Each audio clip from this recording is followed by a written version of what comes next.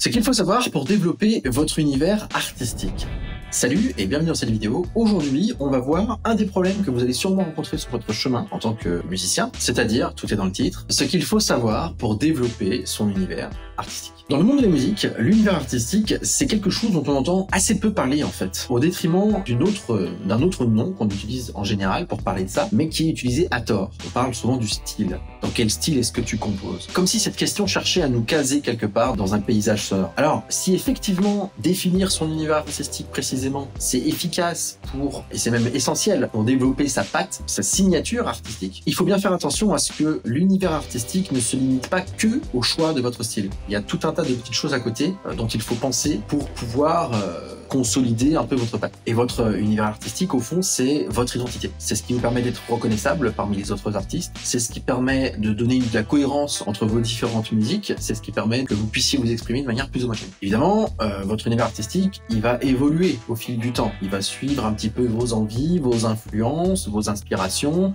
vos influences du moment. Le tout en gardant une ligne conductrice. Une ligne conductrice qui va permettre de lier les inspirations entre elles de manière cohérente. Cependant, créer son univers artistique, c'est pas aussi simple que ça. C'est tellement facile de tomber dans le piège de vouloir faire pareil qu'un autre artiste, dans le style de. Beaucoup de musiciens d'ailleurs ne savent pas quoi répondre quand on leur demande « Tu composes dans quel style ?» « Oh, j'ai pas vraiment de style, je compose dans tous les genres. » Ou bien ils vont essayer de prendre 4-5 genres différents et nommer le truc dans un espèce de pâté, voilà. C'est pas bien défini. Et gérer mieux cette définition, savoir mieux exprimer au public, à l'audience ce qu'on fait, c'est aussi savoir soi-même ce qu'on fait. C'est mieux se connaître en tant qu'artiste aussi. Mieux connaître son propre univers artistique. Alors, comment développer votre univers artistique? Déjà, il faut faire attention aux fausses croyances. Typiquement, on entend très souvent il n'existe pas de formule toute faite. Certes, mais il y a quand même des grandes méthodes pour s'y prendre. Si vous êtes sincère et authentique dans votre démarche, ça devrait y aller tout seul. Oui, mais non, ça, c'est typiquement ce que dirait un artiste maudit, c'est-à-dire un artiste qui n'arrive pas à communiquer ce qu'il crée, qui est incompris. Il y a aussi cette phrase, si vous croyez fortement en ce que vous exprimez en tant qu'artiste, vous allez y arriver. Oui, c'est bien sympa, mais encore une fois, la musique, c'est un moyen d'expression. Qui dit moyen d'expression dit aussi moyen de communication. Il y a bien un émetteur, l'artiste, un objet, la musique, et un récepteur, l'auditeur. Il y a bien un échange, il y a une communication, il y a quelque chose qui se transmet. Pensez que si soi-même on y croit à fond, si on est vraiment sincère dans ce qu'on fait, les autres vont pouvoir l'écouter. Et ben pas forcément, il suffit simplement qu'on s'exprime pas bien limpide, pas bien clair, brouillon, et en face, personne n'écoute, quoi. Donc c'est des fausses croyances pour lesquelles il faut se méfier. C'est pas aussi simpliste, c'est pas aussi binaire. Alors il y a 5 choses que je pense que vous pouvez utiliser pour développer votre univers artistique. D'abord, les techniques et procédés, les instruments que vous utilisez, les couleurs harmoniques, vos références et ce qu'il y a de récurrent dans vos musiques. Je développe. Alors, techniques et procédés, qu'est-ce que j'entends par là?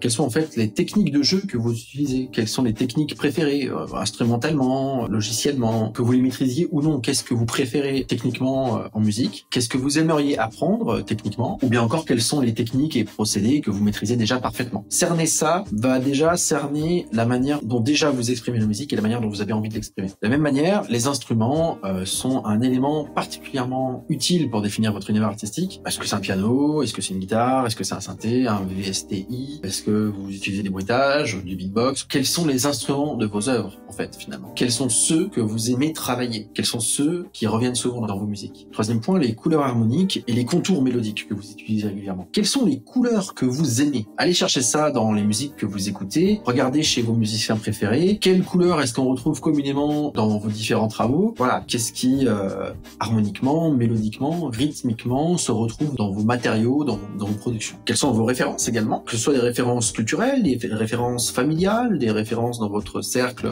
vos références musicales, vos goûts littéraires, vos goûts musicaux, vos goûts cinématographiques. Tout ça, ça peut vous servir pour définir votre univers artistique en fait. Qu'est-ce qui vous plaît déjà par ailleurs que éventuellement vous pourrez utiliser comme élément pour vous inspirer? C'est le moment de faire le point sur d'autres univers qui eux-mêmes vous inspirent déjà. Et surtout, quelles sont les récurrences dans vos œuvres? Observez vos travaux et notez ce qui revient le plus souvent, comme une petite signature. Ça peut être un motif, des couleurs, ça peut être un thème que vous abordez régulièrement, ça peut être un type d'arrangement aussi. Bref, cherchez les points communs qu'il y a dans vos différentes musiques, dans vos différents travaux, parce que ils esquissent peut-être un fil conducteur. Qu'est-ce qui revient? Quels sont vos thèmes de prédilection? Voilà, je pense que réfléchir à tout ça déjà vous permettra de mieux comprendre qui vous êtes en tant qu'artiste. Et ce que je fais avec mes élèves, c'est que je leur montre pas à pas comment créer leurs pattes. Je les aide à forger eux-mêmes leur personnalité artistique plutôt que de chercher à être dans un style qui n'est pas forcément correspondant à ce qu'ils sont réellement. En général, je leur partage aussi des méthodes pour bien analyser les œuvres musicales qui les inspirent et je leur apprends à soulever les codes de différents styles pour lesquels ils sont déjà inspirés, pour les nourrir justement, pour qu'ils comprennent un petit peu les rouages de ces différents styles. Donc voilà pour cette vidéo sur l'univers artistique et comment vous pouvez éventuellement creuser le sujet et aller beaucoup plus loin. J'espère que ça vous aura intéressé, que ça va vous aider à devenir plus créatif. Et nous, on se retrouve dans la prochaine vidéo demain.